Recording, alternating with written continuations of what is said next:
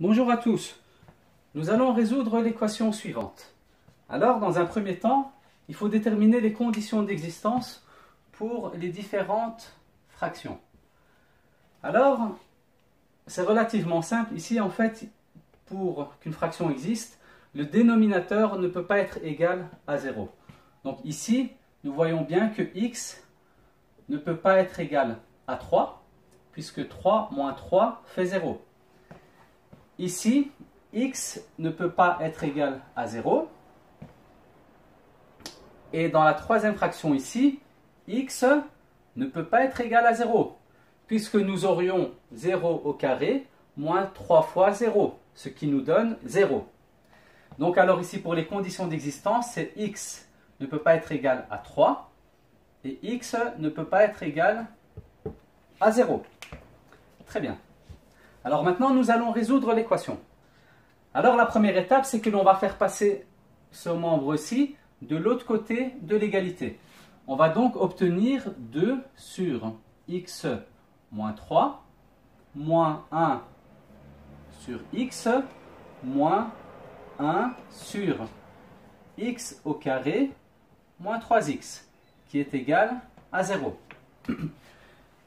L'étape suivante, c'est de factoriser ici ce terme, ce qui va nous faciliter la tâche pour trouver un dénominateur commun dans l'étape d'après.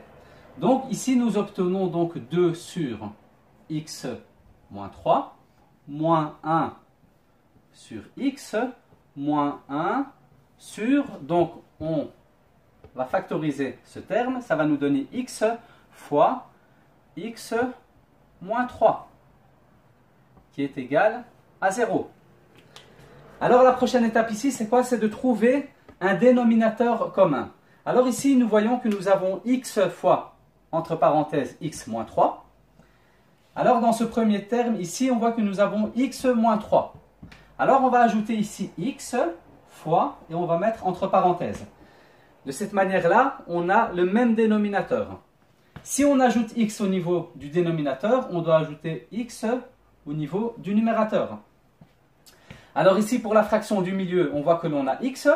Alors on va ajouter fois x moins 3 pour avoir le même dénominateur ici que ses voisins. Si on ajoute x moins 3 au niveau du dénominateur, on va l'ajouter aussi au niveau du numérateur, x moins 3. Très bien. Alors la prochaine étape ici, c'est de calculer, donc de faire le calcul. Ici, donc, nous obtenons 2x, et là, nous allons distribuer le moins 1 avec ce qu'il y a ici entre parenthèses.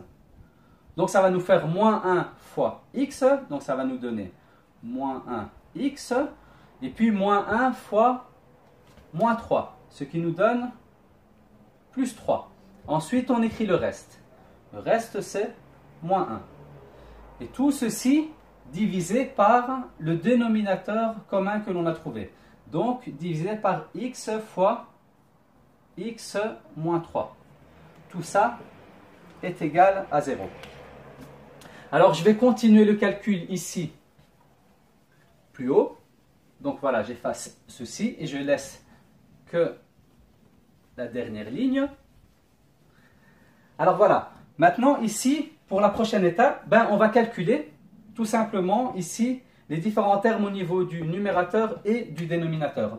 Donc on va obtenir ici 2x moins 1x, ça nous fait 1x, plus 3 moins 1, ça nous fait plus 2.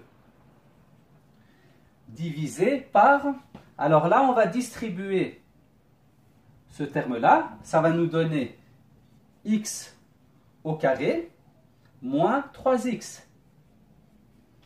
Et ceci égale à 0. Alors, donc ce que l'on va faire ici, la prochaine étape, c'est de faire passer le terme ici, le dénominateur, on va le faire passer de l'autre côté. Alors, ce qui va nous donner ici, donc, x plus 2 est égal à 0 fois entre parenthèses, x au carré moins 3x. Alors ici, on voit qu'il y a une multiplication entre le 0 et ce terme-ci.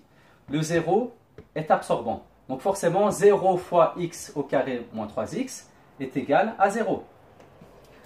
Alors nous avons x plus 2 est égal à 0. Donc x est égal à moins 2.